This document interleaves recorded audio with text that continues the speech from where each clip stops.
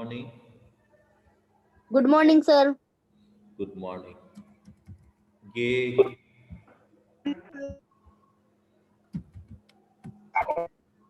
आपको हम लोग न्यूट्रिशन इन लिविंग ऑर्गेनिज्म कर रहे थे, हम लोग डिस्कस कर रहे थे। Good morning, sir. Good morning, good morning.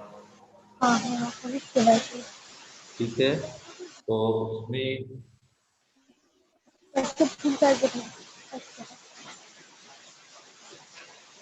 Nutrition in living organism में लोग कहाँ पे डिस्कस कर लिए थे, ये याद है? हैं? कुछ याद है? पढ़ते हैं आपको सैप्रोट्रॉपिक न्यूट्रिशन, होलोजोइक न्यूट्रिशन, ये दो बार हम लोग डिस्कस कर लिए। आप बताएंगे? चलिए अमन कुमार बताए, what you mean bye assimilation? Assimilation को डिफाइन करो। मैंने आपको ये डिस्कस कर दिया था, मैंने एसिमिलेशन न्यूट्रिशन इन ह्यूमंस में ingestion, digestion, absorption, assimilation and ingestion, ये डिस्कस हो चुका था। ठीक है, तो आप अनन्या और कोई, ये क्यों नहीं सारे बच्चे रिस्पॉन्स कर रहे हैं? आप दो ही बच्चे जवाब देगा, ये अच्छा लगता है? आप भी क्यों नहीं कर सकते? You can also do it, तुम भी इसे कर सकते हो। कमल कर लो क्या? नव्या और ये, तो अनन्या राज आप अनम्यूट नहीं हुए, चलिए बताइए। Yes, sir. The process of utilizing absorbed food by the body for growth and formation of the body parts, it's known as assimilation. नव्या तुम बताओ, नव्या। Absorbed food is utilized by the body for growth and formation of the body parts. This is called assimilation. Ananya कितना जोर से बोलती है, तुम भी जोर से बोलो।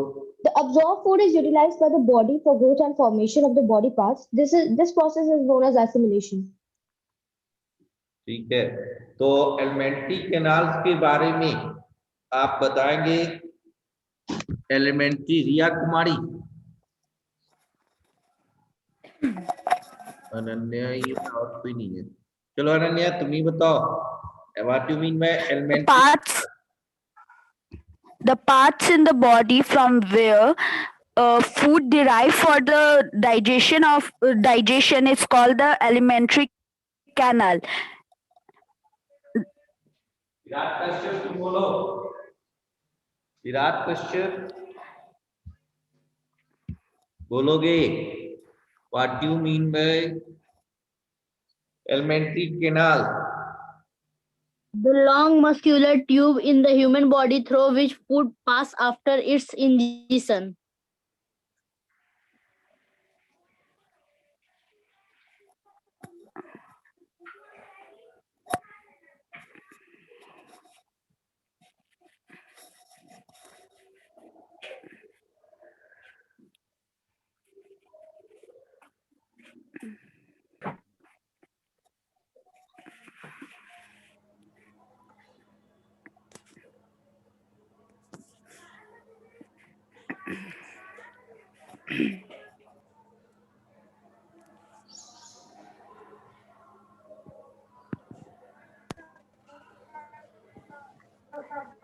तो एलिमेंट्री कैनाल पर हम लोग डिस्कस कर लिए।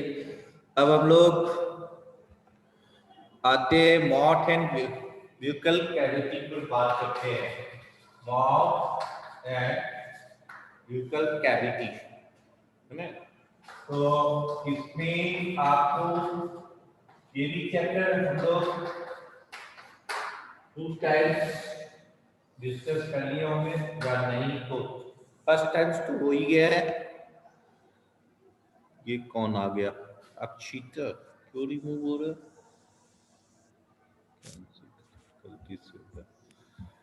तो यहाँ पे देखो कि buccal mouth and buccal cavity, ठीक है? तो माउथ में आप क्या करते हैं, कोई भी फूड लेते हैं, यानी human food is taken in through the mouth from where it goes into the buccal cavity. Our buccal cavity contains the teeth and tongue. तो ये देखो buccal cavity जो है इसके अंदर में कौन कौन आता है, buccal cavity किसको कहेंगे, तो teeth and tongue, ये दोनों मिलके आपको क्या बनाया, buccal cavity।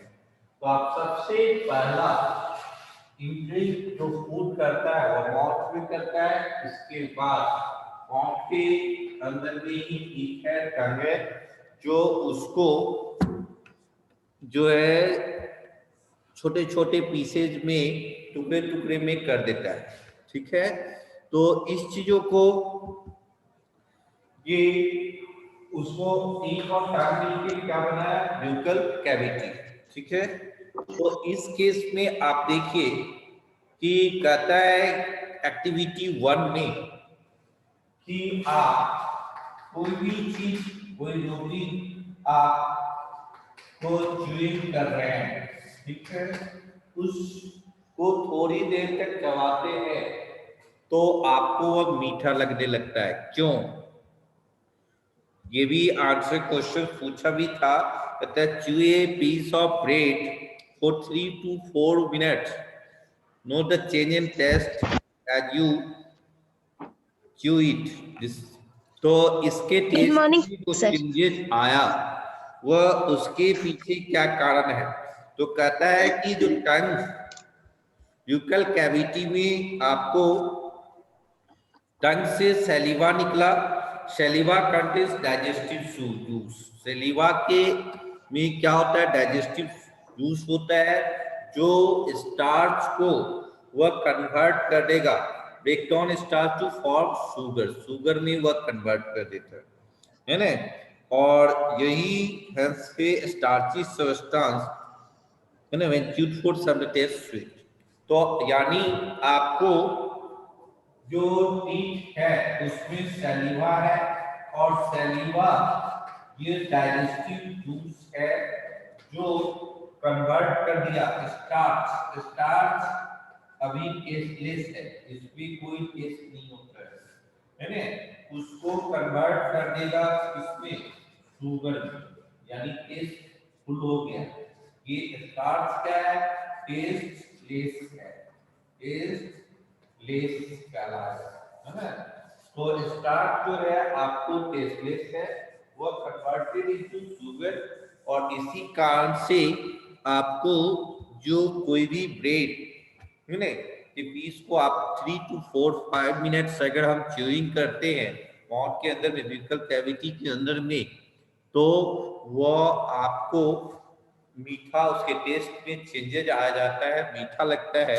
उसके पीछे रीजन ये है कि टंग से आपको सैलिवा निकला, और सैलिवा क्या है, एक डाइजेस्टिव जूस है, जो उसका फंक्शन क्या है कि आपके फूड को स्मूथ बनाएगा, क्योंकि हमारे बॉडी के अंदर में जो ओसोफेगस फूड पाइप है वो बड़ी सॉफ्ट होता है, इंटरनल ऑर्गन्स बड़ी सॉफ्ट होता है, उसमें स्क्रैच न लग जाए तो उसको वह स्मूथ बनाता है। वह सैलिवा जो लार निकलता है वो क्या किया, उसको लपेट लिया और चिकनापन ला दिया, ताकि वो निगलने सेलो करने में स्मूथनेस प्रोवाइड करता है, सुविधा होता है। दूसरी बात कि उसमें पहला प्रोसेस डाइजेशन का वहां ही स्टार्ट हो जाता है, जो आप देखो सैलिवा क्या करता है, स्टार्च को कन्वर्ट कर दिया शुगर में, जो डाइजेस्टिव जूस होता है, तो ना, जिसके कारण वह स्वीटनेस दिखाई देता है, ठीक है। तो ये चीज आपको एक्टिविटी 1 में दिखाया, और ये माउथ और कैविटी, ब्यूकल कैविटी में हम लोग ये डिस्कस कर रहे हैं। अब हम लोग डिस्कस करेंगे टीथ के बारे में, जो आप पहले भी ये रिवीजन वर्क चल रहा है, और रिवीजन में मैंने आपको ये चीज बता दूं बार-बार, ये कंफ्यूजन में मत रहे, ये मैसेज बाहर हमको नहीं पता क्या कर रहे स्टूडेंट हो, को क्लास अटेंड नहीं करता है उसको भी कन्वे कर दिया करे कि जो आपको मैंने टॉपिक दिखाया उसी भी मैंने बोल दिया था। इट इज नॉट नेसेसरी कि यही सिलेबस रहेगा, इसमें चेंजेज भी हो सकते क्या करे वो? है ना। कौन बात कर रहा है? तो आप हाँ, वही। हैं? अरे कौन सी दुकान है? कौन सी? ओ, निशान, नया कांच की दुकान खरीदा है जहाँ के जिसको निशान तुम बात करते हो तो अपने आप को अनम्यूट हो जाना चाहिए ना जी। ये बैड हैबिट्स मत क्रिएट करो कि दूसरा तुम्हारा बात सुने। और ये रिकॉर्डिंग भी होता है, इसीलिए आपको तुम्हारा आवाज, तुम्हारी जो घर की बात है वो दुनिया देखने लगेगा, ठीक है। इसीलिए अब देखो यहाँ पे तो टीथ जो माउथ के अंदर में है ना, वो आपको दो तरह के टीथ बताया, परमानेंट टीथ और मिल्की टीथ, है ना। मिल्की टीथ, मिल्क टीथ को ही हम लोग बेबी टीथ भी करते हैं, ये टूट जाता है ना। ये सरकोस और परमानेंट टीथ, ये टीथ इसका ही दूसरा नाम है बेबी टीथ, है ना। ये टेम्पोररी टीथ हुआ, है ना। इसी को हम ये भी कर सकते हैं टेम्पोररी, टेम्पोररी टीथ। तो ये आपको बेबी टीथ या मिल्की टीथ भी कहते हैं लोग, है ना, और टेम्पोररी भी बोल सकते हैं इसको, ठीक है। इस टीथ को हम लोग टेम्पोररी टीथ भी कर सकते हैं। अब देखिए मिल्क टीथ जो होगा एट द बिगनिंग, है ना, टाइम, यानी आपको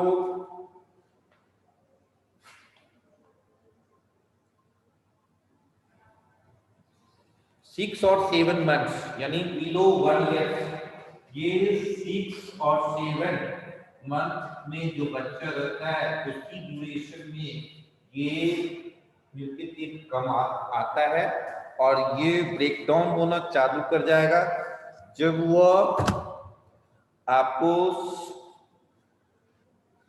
मतलब 7 to 8 ईयर्स के अबाउट वो क्या होगा, दांत टूटना स्टार्ट कर जाएगा, ठीक है।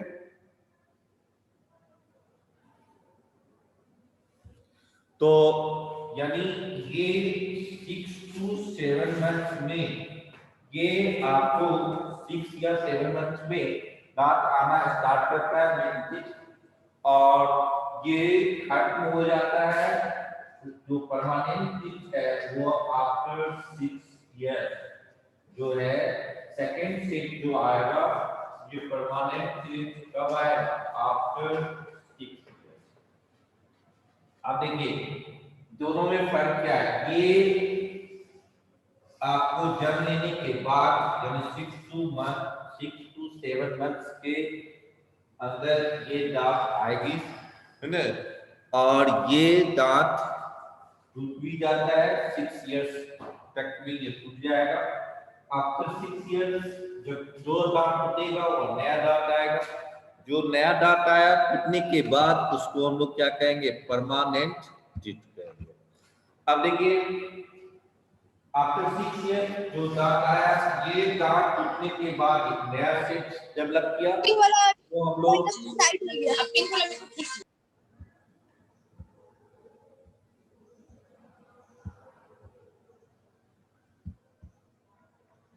जो नया सेट्स आया उसको हम लोग जो है वो परमानेंट टीथ करते हैं, और ये परमानेंट टीथ आफ्टर 6 इयर्स आएगा। ये टूटने के बाद नया टीथ नहीं आएगा, परमानेंट टीथ टूटने के बाद न्यू टीथ नहीं आएगा। लेकिन मिल्क टीथ टूटने के बाद इसका अनदर नेम बेबी टीथ है, उसी को हम लोग जो है आपको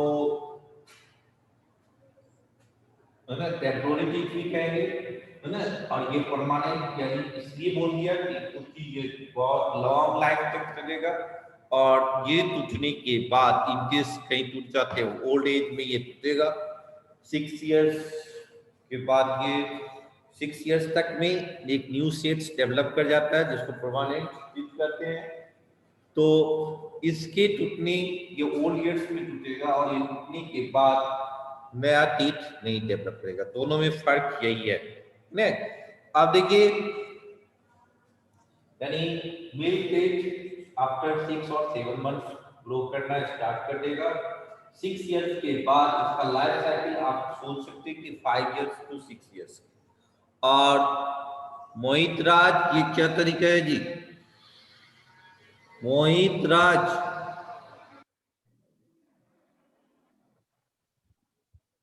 गलत गलत सिंबल का यूज करते हैं, ये बाहर कर देंगे क्लास से।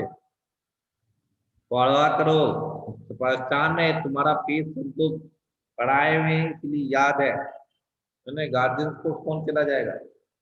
तो बेसिक और परमानेंट में डिफरेंस हम लोग डिस्कस करते हैं। अब है different types of teeth that perform different function. इसमें हम लोग 4 तरह के टीथ पढ़ेंगे ना। ये परमानेंट जो हमारे नॉन फ्यूजनल जो टीथ है उसमें सबका अलग अलग अकॉर्डिंग टू फंक्शन। ये समझिए अकॉर्डिंग टू एज हो गया, और according to function, according to function ये काम के आधार पर, फंक्शन के आधार पर ये चीज जो है वो आपको 4 तरह के हो जाएंगे, है ना? वो incisors, canines, premolar, molar. Incisors, incisors, है ना, और ये केनाइन, और ये प्रीमोलर, और ये मोलर।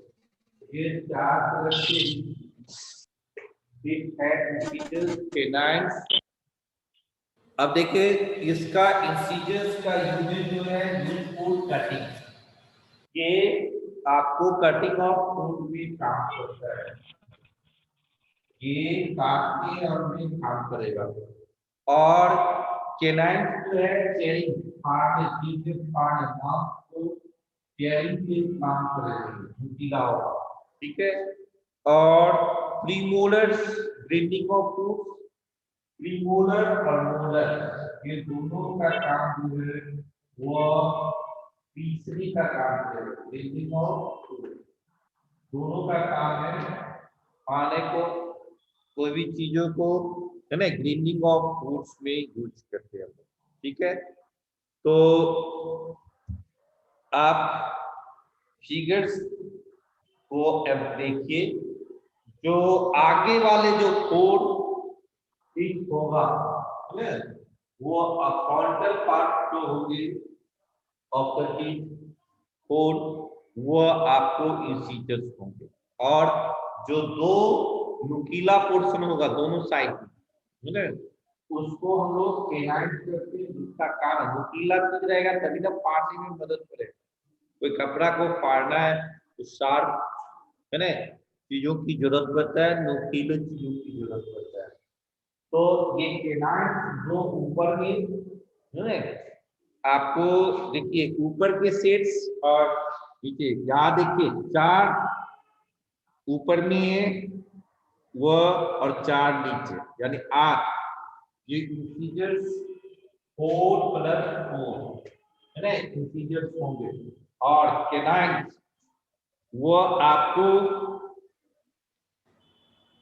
जो है 2 नीचे और 2 ऊपर, यानी 4 ये हो जाएगा, ठीक है। और मोलर्स और प्रीमोलर्स, प्रीमोलर्स 4 4 8 हो जाएगा। शिवम शौर्य,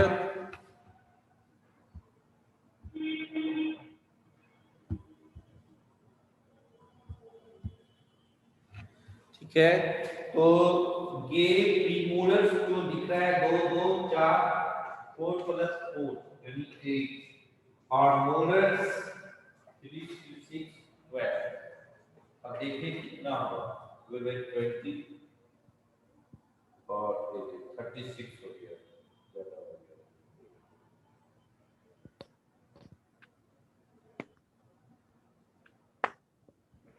तो ये चीज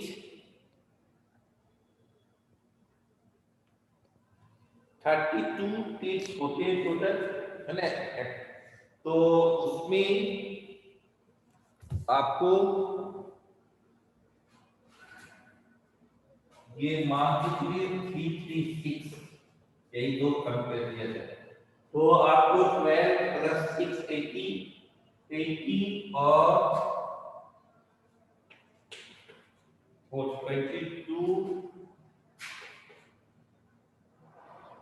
और 36 तो था ये 4 की सेक्शन। ठीक है, इस तरह से ये 32 सेट्स होते हैं टीथ का। अब सोच सकते हैं कि ये सबका अपना अपना फंक्शन है। इंसीजर्स का काम है कटिंग यानी कोई भी चीज को कट करना, केनाइन्स का काम है काटने का काम करेगा टेलिंग, और जो है प्रीमोलर्स एंड मोलर्स इस साइड में इस साइड में दोनों तरफ ऊपर नीचे वो आपको क्या कराएगा प्रीमोलर मोलर से पहले, मोलर सबसे लास्ट में हो गया, उससे पहले प्रीमोलर के बाद केनाइन और केनाइन के बाद इंसीजर, यानी सबसे फ्रंटल जो 4 अप और 4 डाउन यानी 8 इंसीजर्स होंगे। नंबर ऑफ टीट्स को आप जान लीजिए, याद करने के लिए आपके लिए कन्वीनियंट है। 4 तरह के दांत हुए, इंसीजर्स का काम हुआ कट करना, केनाइन का काम हुआ टीयर करना फाड़ना, और वही प्रीमोलर एंड मोलर, प्रीमोलर्स का काम हुआ आप एंड मोलर का काम दोनों का काम हुआ बेकिंग करना, पीसने का काम हुआ, चीरना फाड़ना पीसना, ये तीनों वर्क हो गया टीथ का काम। और नंबर ऑफ टीथ्स भी वैसे 32 टीथ्स आप अपना दांत वैसे लोग नहीं गिनना चाहिए कि हमारे जो लोगों में ये एक कॉमन चीज प्रचलित है कि गिनने से ये कोई गलत चीज ना हो जाए, है ना। तो वैसे 32 टीथ्स आपको नहीं जनरली मिलेगा आपको, है ना। आपका अभी जिस एज में हो उस एज में आपको 24 28 मैक्सिमम होगी, है ना। और ये दांत लास्ट में भी आता है कुछ दांत जिसको अकल दांत कहते हैं आदिवासी या कॉमन टर्म है, उससे क्या होता है कि आपकी कल दांत आने पर बहुत सारा पेन क्रिएट होता है, जैसे बच्चे में जो मिल्क टीथ जो आता है उसमें भी बहुत सारे प्रॉब्लम्स, लूज मोशन होगा, फीवर आ सकता है ना, ये सब प्रॉब्लम क्रिएट हो सकती है। ओके, तो ये हो गया हम लोग एकॉर्ड टीथ के बारे में पूरी बात हम लोग डिस्कस कर लिए, यानी एज के बेसिस पर, है ना। आपको 2 तरह के टीथ थे, मिल्क टीथ परमानेंट टीथ, ने मिल्क टीथ का जो स्टार्टिंग है 6 to 7 months वह खत्म कब होगी आफ्टर 6 years, वह 6 years तक ही लॉन्ग करेगा। और परमानेंट टीथ जो है सेकंड सेट है, यानी आपको तो उसकी ड्यूरेशन ज्यादा देर तक है, वो जब तक आदमी है वो ओल्ड एज में ही वो खत्म होती है, फिर दोबारा वो नहीं आएगा, है ना। और तो इस तरीके से हम लोग टीथ के बारे में, टाइप्स ऑफ टीथ और difference between milk teeth and permanent teeth, ये भी हम लोग जान चुके हैं। अब हम लोग डिस्कस करेंगे। और एक चीज और जो शाइनिंग देता है ना आपके टीथ में, वो आपको एक प्रोटेक्टिव मटेरियल होता है, white strong shining protective material, जिसके कारण वो शाइनिंग आपका दांत चमकता है। तो बहुत आदमी आजकल के बच्चे जो है ज्यादा चॉकलेट टॉफी वगैरह खाते हैं, उसकी दांत भी खत्म हो जाती है और उसका शाइनिंग, और बड़े हो जाने पर आप कुछ खा लिए और माउथ वॉश नहीं करते हैं तो क्या होगा, वहां पर स्वीटनेस के कारण वो जर्म्स वगैरह अटैक करेगा और आपके इनामिल को खत्म कर देगा। इनामिल क्या है, तो वह प्रोटेक्टिव लेयर है, white strong shining protective material है, जो आपको शाइनिंग देता है। वो खत्म हो जाएगी, फिर आप कितना भी ट्रीटमेंट करा ले, वो बच्चे वाली दांत जो शाइनिंग वाला दांत है वो नहीं आ पाएगा, है ना। ज्यादा देर ब्रश करने से भी आपका शाइनिंग इनामिल खत्म हो सकती है। आशुतोष, जब हैंड्स रेज करते हो तो होल्ड केयर करो। बोलो क्या दिक्कत है? अब चले जाते हो, मैंने एक मजाक बना रखा है। आपको अगर क्वेरी है तभी ना रेज हैंड्स करते हो जी, नहीं तो इसका मतलब आपका, तो यहाँ हम लोग अब, तो इनामिल क्या है, एक हार्डेस्ट सब्सटेंस है in human body and covers the outer protein portion of the teeth. It is made up of mineral salt of calcium and magnesium and keratin protein. It can withstand quite high pressure. तो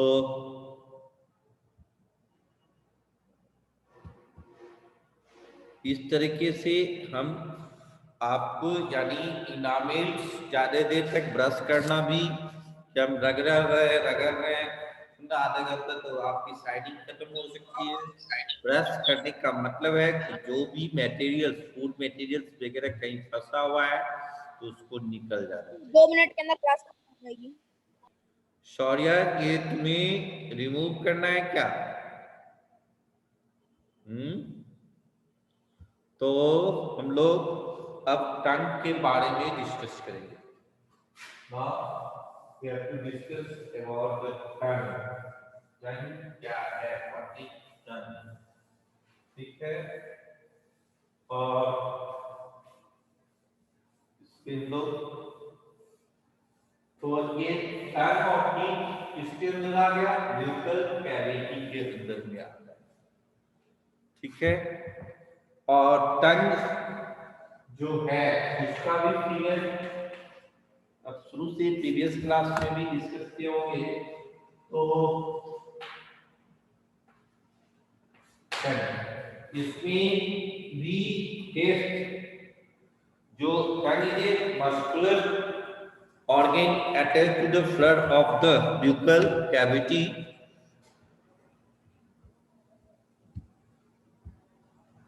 okay. तो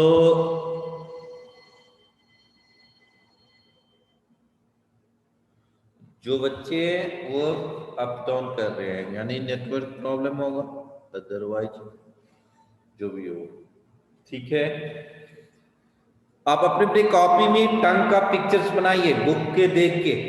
2 minute का time दे रहे हैं, 2 minutes के लिए आप draw the pictures of tongue, draw the picture of tongue, है the tongue, और अपना दिखाएंगे, ठीक है। ओके, ड्रॉ करो सारे बच्चे, बुक देख के भी ट्रेयर का ड्रॉ कर सकते हैं, ड्रॉ कीजिए।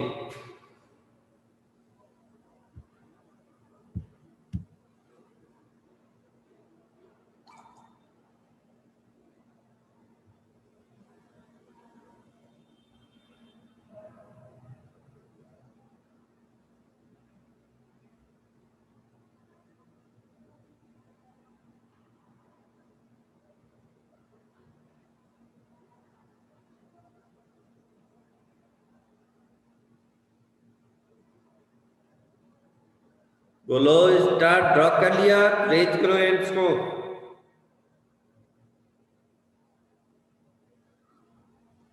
अपने अपने एंड्स रेज करो, कौन कौन ड्रॉ कर लिया, पिक्चर्स ड्रॉ करो टंग का।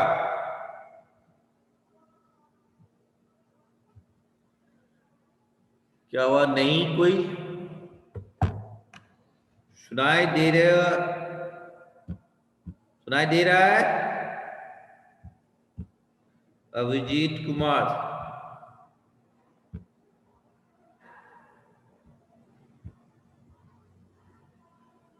तो टंग्स बना लिया पिक्चर्स? अक्षिता,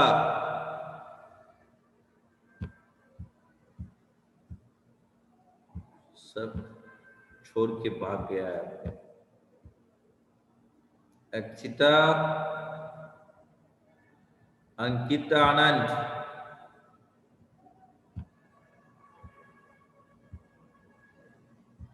अनुराग,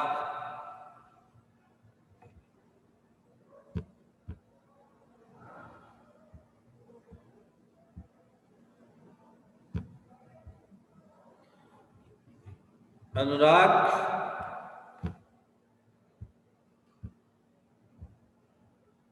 चलो तो नेक्स्ट देखो, तो टंग में यानी टंग में बोन्स नहीं होते, वो मस्कुलर ऑर्गेन है जो आपको floor of the buccal cavity से अटैच्ड है और it is free to move at its front in where it can move in all direction. ठीक है, The tongue helps in mixing of saliva with food. टंग क्या करता है, help करता है सैलिवा और फूड को मिक्सअप करने में हेल्प करेगा और it also help in swelling food. मैंने पहले ही बताया कि वह फूड को निगलने में भी सैलिवा स्मूथनेस बनाता है उसको, है ना। It has 4 types of taste buds. आपको टंग के ऊपर में जो होते हैं टेस्ट बड होते हैं और टेस्ट बड जो है टेस्ट बड कितने बड, तो 4 टाइप ऑफ टेस्ट बड होते हैं जो आपको that 4 types of taste which helps us to know about the sweet, sour, bitter and salty taste. Sweet यानी मीठापन, sour खट्टा आपको लगता है ना, salty और नमकीन और bitter taste, ये जो तीखापन है ना, ये चारों जो टेस्ट जो फील करते हैं with the help of taste bud और वो आपको पोर्शन दिया है। आप देखिए फ्रंटल पार्ट जो है टंग का वह स्वीट टेस्ट को फाइंड आउट करता है, फिर उसके जो इनर साइड है यानी आफ्टर स्वीट लेने के बाद फ्रंटल के बाद वह साल्टी को फाइंड आउट करता है, फिर उससे बिलो जाए यानी इनसाइड द टंग तो वह सावर टेस्ट को फाइंड करेगा और सबसे लास्ट जो आपको ब्यूकल कैविटी से अटैच है उसमें आपको जो है बीटर टेस्ट यानी जो सबसे फ्रंटल पार्ट है टंग का वहां पर भी स्वीटनेस डिटेक्ट कर सकते हैं। कोई चीज खाते हैं तो ये मीठा है या खट्टा है या नमकीन है या तीखा है, उसको फाइंड आउट करने के लिए टंग का जो फ्रंटल जो पार्ट है वो स्वीटनेस को फाइंड आउट करता है, फिर उसके नीचे यानी उसके साइड में जो है वो साल्टी को फाइंड आउट करेगा, इसके बाद सावर को फाइंड आउट करेगा और यानी साल्टी और सावर और इसके बाद फाइंड आउट करेगा बीटर, यानी बीटर जो है सबसे लास्ट क्वेश्चन है। ठीक है, तो इस तरह से आप कह सकते हैं कि हमारा टंग जो है वह टेस्ट फाइंड आउट करने में हेल्प करता है, स्वेलो करने में हेल्प करता है, फिर फूड और सैलिवा को मिक्सअप करने में हेल्प करता है। ये these are the functions of okay. अब हम लोग डिस्कस करें एक्टिविटी 2 में। आपको ये दिखा रहा है कि कैसे आप बॉइलिंग राइस में जो स्टार्च होता है वो स्टार्च और saliva, quantity of saliva, quantity of water which starch, quantity of saliva, कैसे वह कलर चेंज कर जाएगा, इस एक्टिविटी 2 के हेल्प से आप फाइंड आउट करेंगे। और स्टार्च कहाँ मिलेगा? जैसे पुराने भी तो लोग प्रेशर कुकर में राइस को बनाते हैं, और पहले के जो लोग वह केटल्स में जब बनाते थे तो उसमें क्या है, पानी डाल दिया, राइस डाल दिया, वो कुछ देरों के बाद जो है वह पानी में वो उसका राइस का स्टार्च मिक्सअप कर जाता था, जिसको अपनी भाषा में लोग मार कहते हैं। वही स्टार्च है, बायोलॉजिकल टर्म्स है ना। उसको लोग पसा, अभी भी भोज भात में कुकर, उतना बड़ा कुकर नहीं ना आता है ना, लेकिन आर्टिस्ट और खाना बनाने वाला जो है वो ज्यादा अनुभवी और ज्यादा रिसर्च, सब चीज में रिसर्च होता है, तो वो लोग भी अब इतना ही पानी डालता है कि चाहे वो प्रेशर कुकर रहे या ना रहे, है ना, उस केटल्स में ही वो पानी पसाने की जरूरत नहीं पड़ता है। लेकिन तब भी फ्रेशनेस के लिए वो बड़े बड़े जो प्रोग्राम्स होते हैं, है ना, पार्टी वगैरह में, उसमें आपको देखेंगे कि चावल बनाने के बाद उसको जो है उसमें जो वाटर टाइप का जो है उसको निकाला जाता है, पकाया जाता है, जिसको बोलते हैं वही स्टार्च है।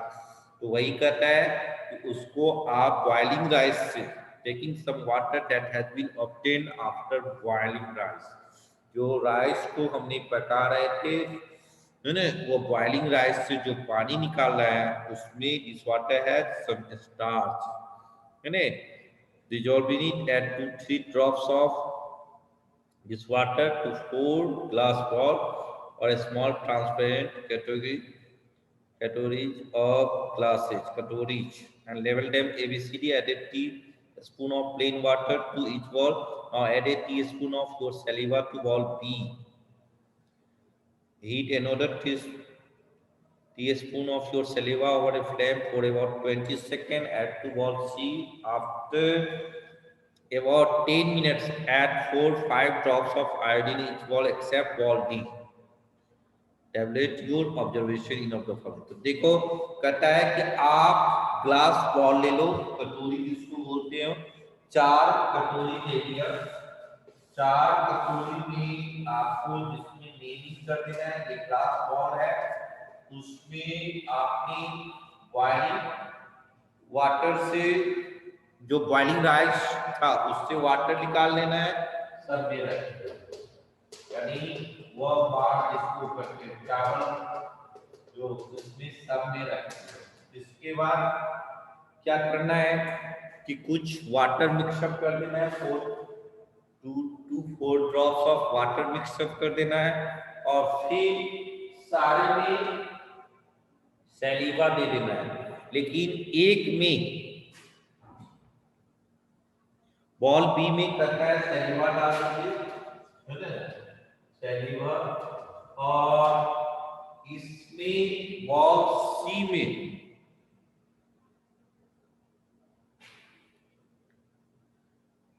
जो है सैलिवा को स्पून में लेके उसको हीट अप कर देना है गर्म करके, और इस बॉल में यानी और सैलिवा को डाल देना, ठीक है। इसमें किसको डाल दिया,